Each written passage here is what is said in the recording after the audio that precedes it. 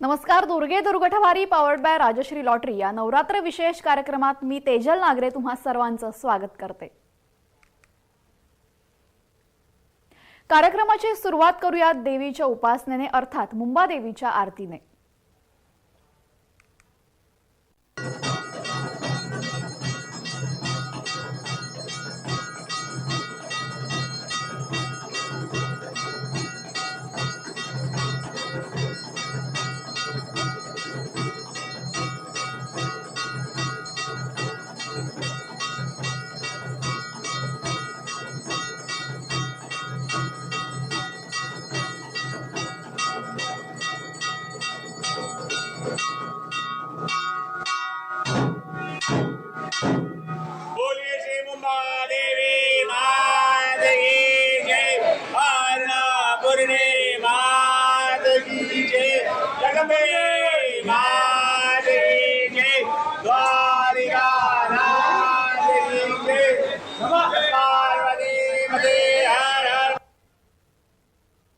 आज आहे नवरात्रीची 7वी माळ.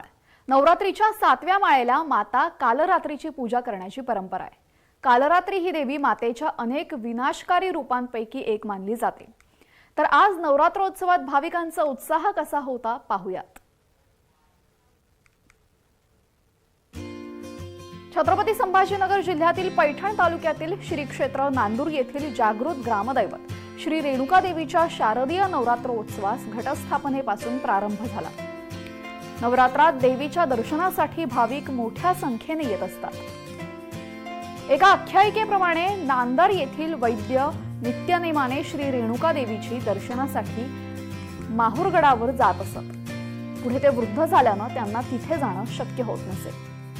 त्यांनी माहूरगडावर अन्नपाणी त्याग करून देवीची आराधना केली. देवीने प्रसन्न होऊन त्यांना दर्शन दिलं. त्यावर वैद्य म्हणाले की आता आम्हाला इथे येणं शक्य नाही, त्यामुळे तुम्हीच आमच्या नंदीग्रामी अर्थात नांदर गावाला चलावं. त्यावर देवी म्हणाली की मी तुमच्या गावाला येते, परंतु माझी एक अट आहे. मला चिपाटाच्या गाडीवर बसवून येथून ती गाडी तुम्हाला ओढत न्यावी लागेल. मात्र जिथे तुम्ही मागे वळून पाहाल तिथेच मी राहील. वैद्यांनी अट मान्य करून देवीसह चिपाटाची गाडी ओढत आणली. गावापासून 3 किलोमीटर अंतरावर त्यांनी देवी गाडीमध्ये आहे की नाही अशी शंका आल्यानं त्यांनी मागे वळून पाहिलं आणि तिथेच रेणुका देवी अदृश्य झाली. परंतु हे ठिकाण गावापासून खूप अंतरावर असल्याने त्यांनी परत रेणुका देवीची 3 दिवस अन्न पाणी त्याग करून आराधना केली. त्यावेळी रेणुका देवीने त्यांना स्वप्नात दृष्टांत दिला की मी आता तुमच्या बरोबर येणार नाही. गावाबाहेर मी सांगेन त्या ठिकाणी खोदकाम करा. माझी स्वयंभू मूर्ती तुम्हाला सापडेल. या मूर्तीचीच प्रतिष्ठापना करा. मी त्या मूर्तीमध्येच असेल. त्याप्रमाणे वैद्यांनी तिथे खोदकाम केलं असता देवीची शेंदूरवर्णीय स्वयंभू मूर्ती सापडली आणि त्यांनी या मूर्तीची प्रतिष्ठापना करून देवीची आराधना केली. गावातील भाविकांनी रेणुका देवी मंदिराच्या जीर्णोद्धाराचं काम सुरू केलं. नांदर गाव पूर्वीच्या काळी नंदीग्राम नावाने ओळखलं जात. प्रभू रामचंद्र लंका दहन करून अयोध्येला परत जात असताना या भागातील राजा वीरभद्र याच्या विनंतीवरून त्यांनी येथे मुक्काम केल्याची आख्यायिकाही सांगण्यात येते. त्यांनी अंघोळ केलेली बारव आता रामकुंड या नावाने ओळखली जाते.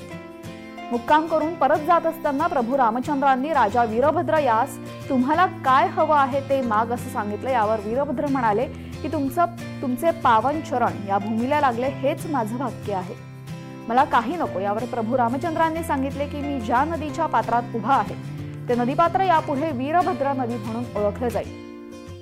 आणि तेव्हापासूनच गावाजवळील नदीचं नाव वीरभद्र असल्याचा उल्लेख संत एकनाथ महाराज यांच्या भागवत कथेत येतो.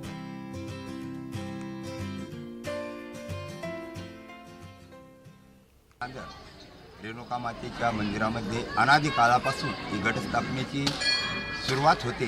किंवा सर्व गावकरी यामध्ये अतिउत्साहाने सामील होतात आणि हा उत्सव अतिउत्साहाने साजरा करतात. त्यासाठी अनादी काळापासून आमच्या या गावामध्ये प्रथा आहे की घटस्थापनेच्या दिवसापासून तर होम हवनापर्यंत 300-400 लोक या ठिकाणी अनुष्ठानासाठी बसतात. त्यासाठी गावकऱ्याची मदत होते.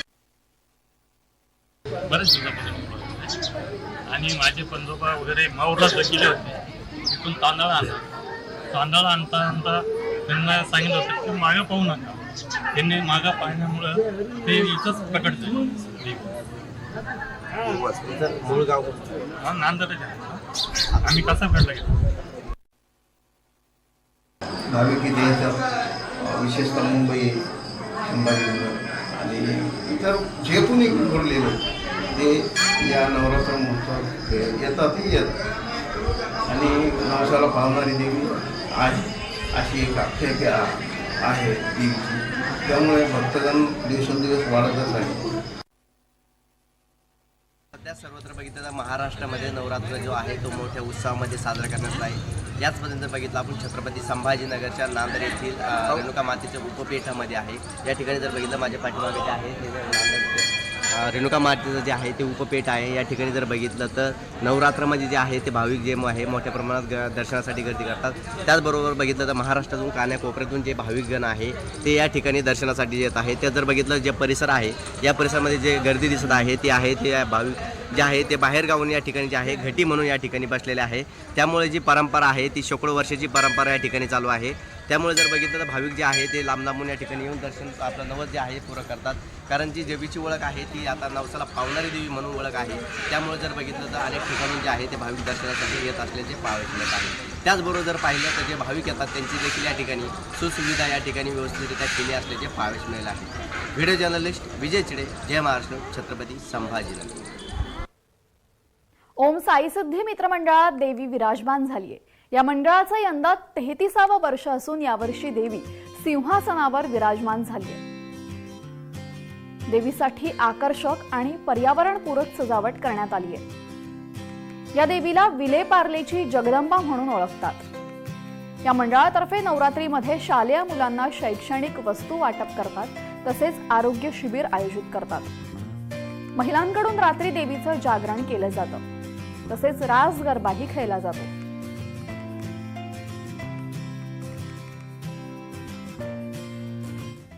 आमचा जो मंडळ आहे ते म्हणजे आहे छोटं नाही आहे, मोठंही नाही आहे, पण छान आहे. नक्की तुम्हाला आवडेल, तुम्ही व्हिजिट पण करा इकडे.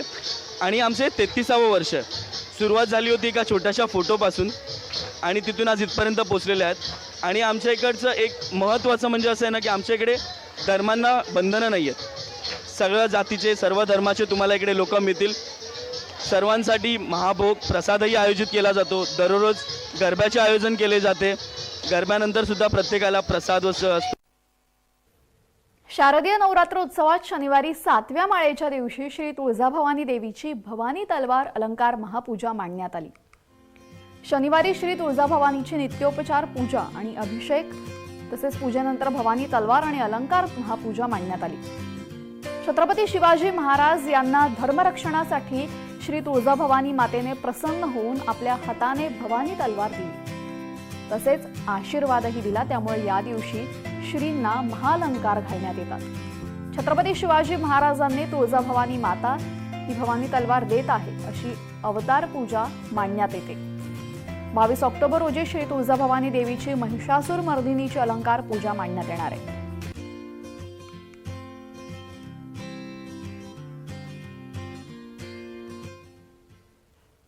शनिवारी नवरात्र सप्तमीनंतर अंबाबाईची नारायणी स्वरूपात पूजा मांडण्यात आली. अंबाबाई देवीसह सप्तशती महायंत्र आणि सप्तमातृकांचं दर्शन या ठिकाणी होत आहे. अंबाबाई हातामध्ये म्हाळुंग, गदा, ढाल, पानपात्र ही आयुधे धारण करून सिंहासनावर विराजमान झाली आहे. जगदंबेचं हे रूप नारायणी या नावाने ओळखलं जातं. नारायणी म्हणजे जगताचा सांभाळ करणारी शक्ती. जिच्याकडे जग घडवण्याची, सांभाळण्याची आणि मोडण्याची ही शक्ती आहे ती नारायणी.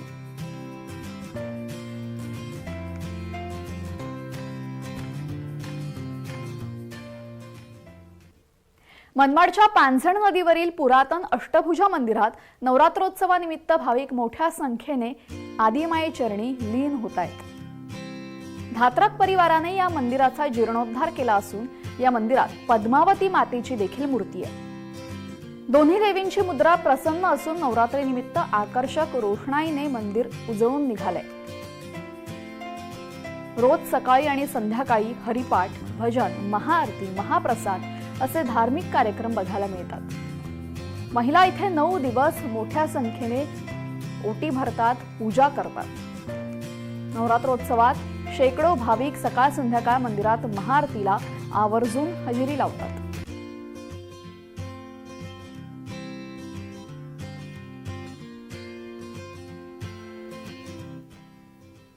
शिंदखेडा तालुक्यातील पाटण येथील आशापुरी माता 356 कुळांची कुलदैवत आहे.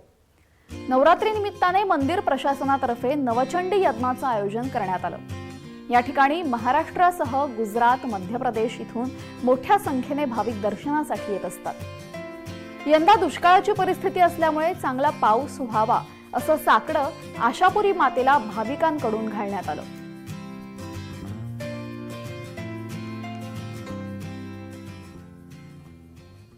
दरवर्षाप्रमाणे सहस्रचंडीचं आयोजन झालेलं आहे आणि ह्या वर्षाची परिस्थिती बघता जे दुष्काळाचं सावट आपल्या पूर्ण महाराष्ट्रावर आलेलं आहे, तर ह्या सहस्रचंडीच्या निमित्ताने आम्ही भगवतीच्या चरणी प्रार्थना करतो की यातनं सावरण्याची आणि ते सर्व सहन करण्याची भगवती आम्हाला शक्ती पण देवो आणि पुढे कदाचित जे काही आपले महिना 2 महिना राहिलेला आहे त्या दिवसात भगवतीने पर्जन्यवृष्टी भरपूर करावी. गोंदिया जिल्ह्यात मोठ्या प्रमाणात शारदीय नवरात्रोत्सवाची धूम सुरू आहे. जिल्ह्यामध्ये दुर्गा उत्सवाच्या माध्यमातून अनेक आकर्षक देखावे बघावयास मिळत आहेत. हे देखावे बघण्यासाठी नागरिक गर्दी करतात. अशीच एक आकर्षक आणि भव्य महाकाल मूर्तीचा देखावा गोंदिया शहरातील सिंधी कॉलनी परिसरात तयार करण्यात आलाय. हा देखावा पाहण्यासाठी नागरिकांनी मोठी गर्दी केली होती. शिवदुर्गा मंडळाद्वारा गेल्या 40 वर्षांपासून दुर्गोत्सव साजरा करण्यात येतो. या दुर्गोत्सवानिमित्ताने कोयंबतूर येथील आदिनाथाच्या महाकालच्या मूर्तीची प्रतिकृती हा आकर्षणाचा केंद्रबिंदू बनली आहे. या आदिनाथाच्या मूर्तीमधून प्रवेशद्वार देऊन आतमध्ये सुंदर असा 12 ज्योतिर्लिंगांचा देखावा साकारण्यात आला. हा देखावा बघण्यासाठी शहरातील तसेच जिल्ह्यातील नागरिक आणि भाविक या ठिकाणी मोठी गर्दी करताना दिसून येत आहेत. तर दरवर्षी या मंडळाकडून विविध प्रकारचे देखावे सादर करण्यात येतात. यावर्षी आकर्षक 12 ज्योतिर्लिंगांचा देखावा सादर करण्यात आलाय. तसेच आदिनाथाची मूर्ती पाहण्यासाठी भाविक इथे मोठी गर्दी करत असल्याचं दिसून येतं.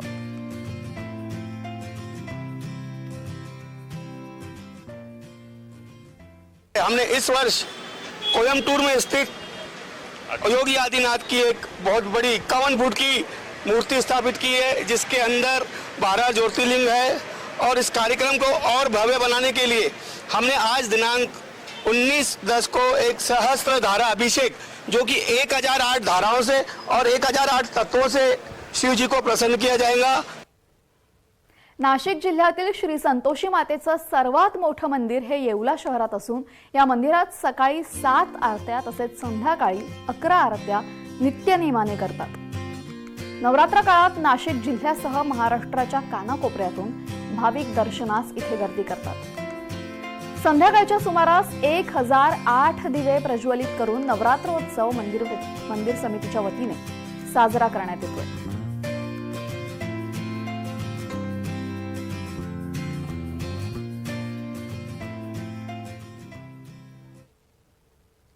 तर संतोषी माता मंदिरातून आढावा घेतलेला आहे आमचे येवल्याचे प्रतिनिधी नरेंद्र बटाव यांनी. पाहूयात. येवला शहरासह परिसरात नवरात्रोत्सव मोठ्या जल्लोषात साजरा होत आहे. आपण बघू शकता की शहरातील संतोषी माता मंदिरात आलेले आहेत. या ठिकाणी नाशिक जिल्ह्यातील सर्वात मोठं मंदिर हे येवला शहरात वसलेले संतोषी मातेचं मंदिर आहे.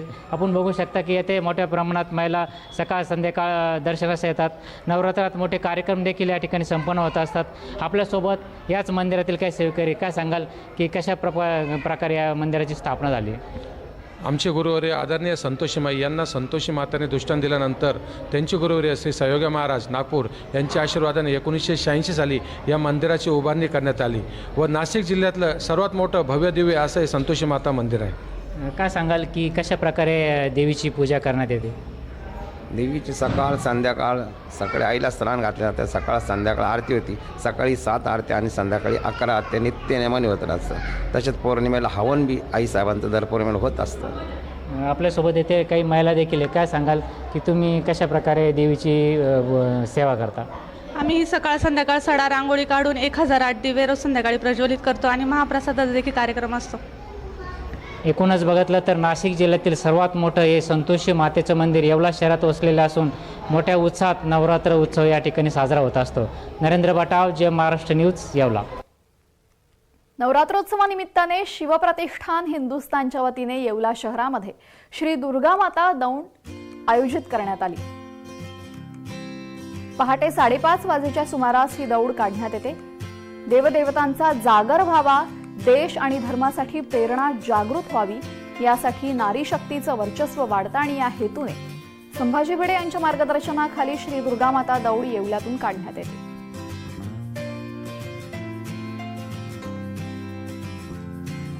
याचाच आढावा घेतलेला आहे आमचे प्रतिनिधी नरेंद्र बटाव यांनी. पाहुयात. येवला शहरात नवरात्र उत्सवानिमित्त विविध कार्यक्रम राबवण्यात येतात. आपण बघू शकता की शिवप्रतिष्ठान हिंदुस्थानच्या वतीने रोज पहाटेच्या सुमारास दुर्गा दौड, दुर्गा माता दौड अशी काढण्यात येते. आपण बघू शकता की यामध्ये लहान मुलींचा देखील मोठ्या प्रमाणात सहभाग दिसून येत आहे. एकंदरीत बघितलं तर पहाटेच्या सुमारास ही दुर्गा दौड नवरात्र काळात काढण्यात येते. याच शिवप्रतिष्ठान हिंदुस्थानचे काही सदस्य आपल्यासोबत आहेत. काय सांगाल की काय ही दुर्गा दौड काढण्यात येते? श्री शिवप्रतिष्ठान हिंदुस्थान येवला विभाग यांच्यातर्फे आम्ही जवळजवळ 4 ते 5 वर्षापासून या दुर्गामाता दौडीचं नियोजन करत असतो. आणि हे जे दुर्गामाता दौडीचं नियोजन करण्याचं कारण हेच आहे की छत्रपती शिवरायांनी जे अखंड आपलं आयुष्यभर हिंदवी स्वराज्यासाठी जी दौड केली त्यासाठी याला दुर्गामाता दौड असं म्हटलं जातं. आणि या दुर्गामाता दौडीनिमित्ताने आपल्या हिंदू तरुणींना आपल्या भारतीय संस्कृतीचं आणि आपल्या या समाजाचं काय म्हणतो आपण त्याला, त्यांनी याचं अनुकरण केलं पाहिजे. पाश्चात्य संस्कृतीचा नाश आपल्याला या ठिकाणी करायचा आहे. त्यासाठी या दुर्गामाता दौडीचं आपण नियोजन करत असतो. आणि तसंच या दुर्गामाता दौडीचं नियोजनामार्फत आपण देवीला साकडं घालत असतो की हे माते, या भारतभूमीवर जे वाईट कर्म होत आहे, जे अखंड हिंदुस्थानला कलंक लागत आहे, ते यातून नाहीसा व्हावा यासाठी या देवीकडे आपण मागणं मागत असतो. त्यासाठी या दुर्गामाता दौडीचं नियोजन केलं जातं. तसंच देव, देश आणि धर्म. देव म्हणजे दुर्गामाता दौड, देश म्हणजे श्री शिवप्रतिष्ठान हिंदुस्थानतर्फे केली जाणारी गडकोट मोहीम, आणि धर्म म्हणजे छत्रपती संभाजी राजांना 40 दिवस जे हलाल करून मारलं गेलं त्या महिन्यामध्ये पूर्ण आपण धर्म बलिदान मास हा साजरा केला जातो. नरेंद्र बटाव, जय महाराष्ट्र न्यूज, येवला. महाराष्ट्राची कुलस्वामिनी श्री तुळजाभवानी मातेच्या शारदीय नवरात्रोत्सवानिमित्ताने 7व्या माळेच्या दिवशी तुळजाभवानी मातेचा सिंह वाहनावरून छबिना काढण्यात आला. यावेळेस पुजारी, मंदिर संस्थानाचे पदाधिकारी आणि भाविक मोठ्या संख्येने उपस्थित होते.